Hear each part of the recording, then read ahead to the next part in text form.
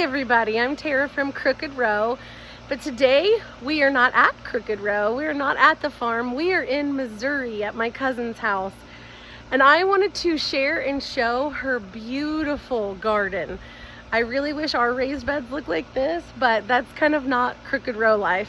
So I'm going to turn the camera around so that you can see. So they have 2 rows of these beautiful raised beds. I almost tripped.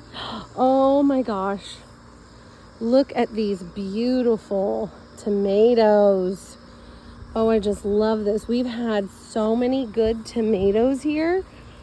Oh, pretty peppers. Look at these bad boys. Wow, that is so gorgeous. I'm not sure if those are Brad's Atomic ones or if those are blueberry ones. I'll have to ask her in a bit. But they just have some gorgeous tomato plants. Look at this.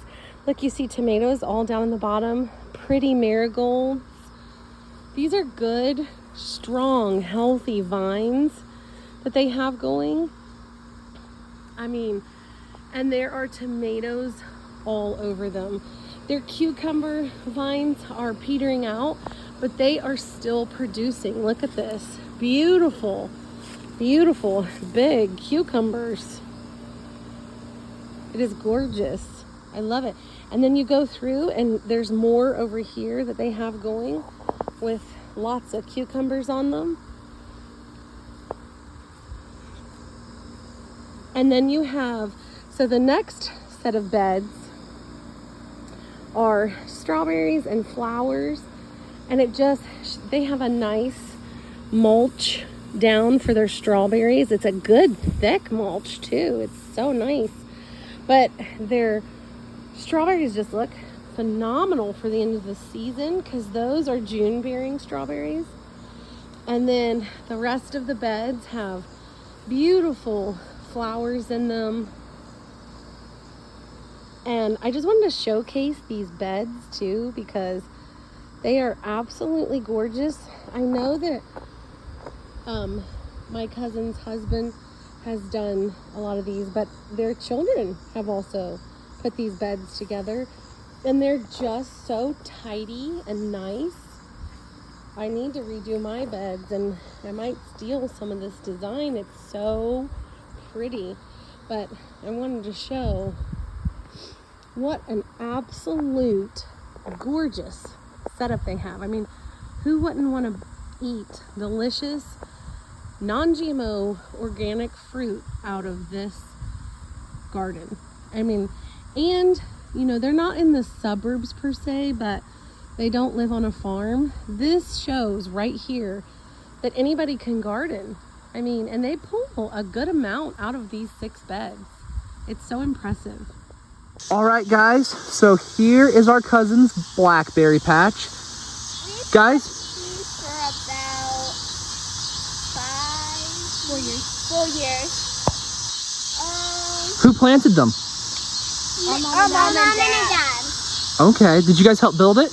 Yes. Our brothers did. Yeah, brothers did. Do you guys help take care of these plants?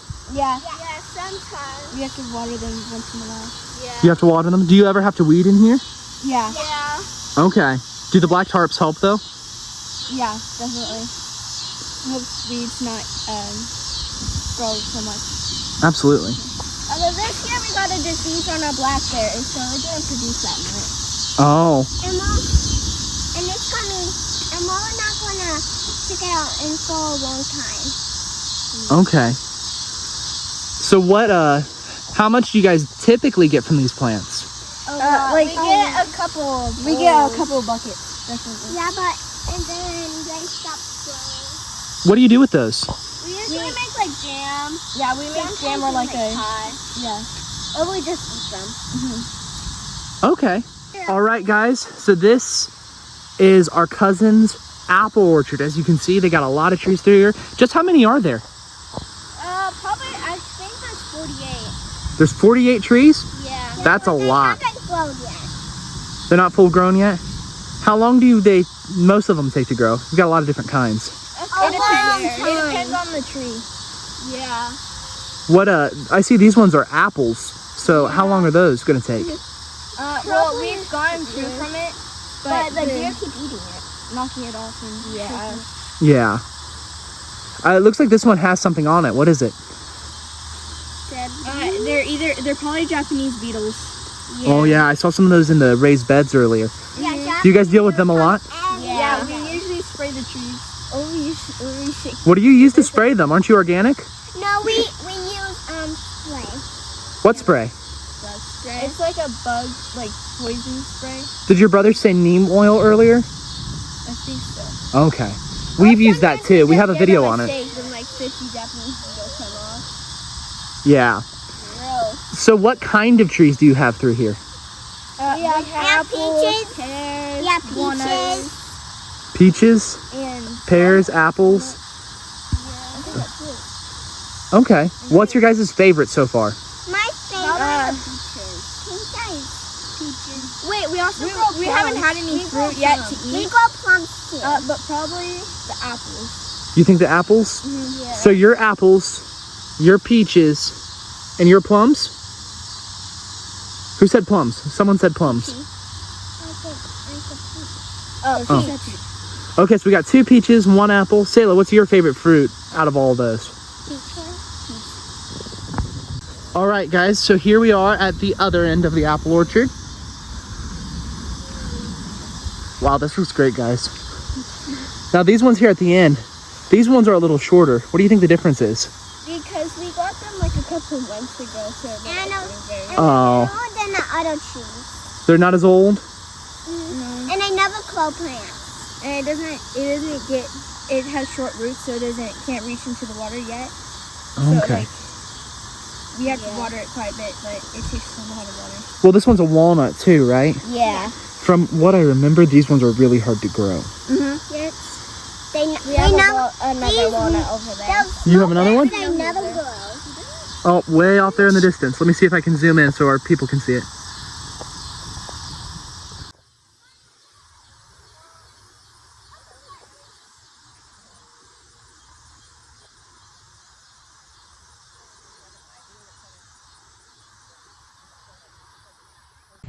Okay, well, we're back at the farm and we had a great time, right? We had a very good time.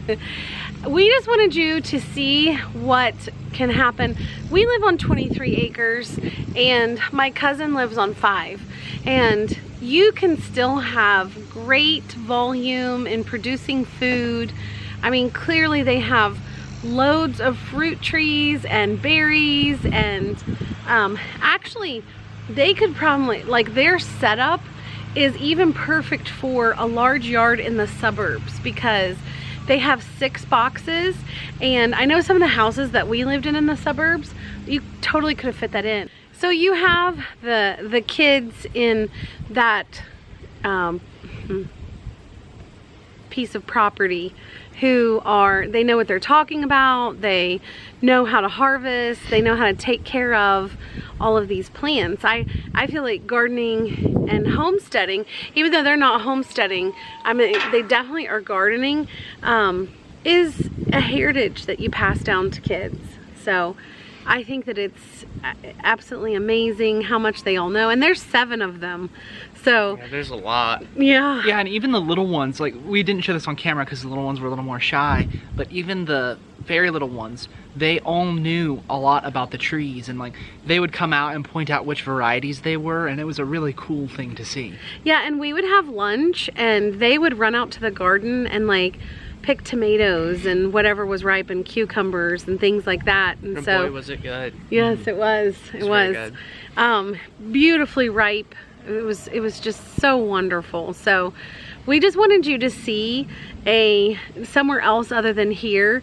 I mean, we always like to show my mom's apartment because even in apartment living, like my mom, you know, she had green beans this year and strawberries, and her corn didn't turn out so well this year, but I mean, she's had a lot of success there at her house too.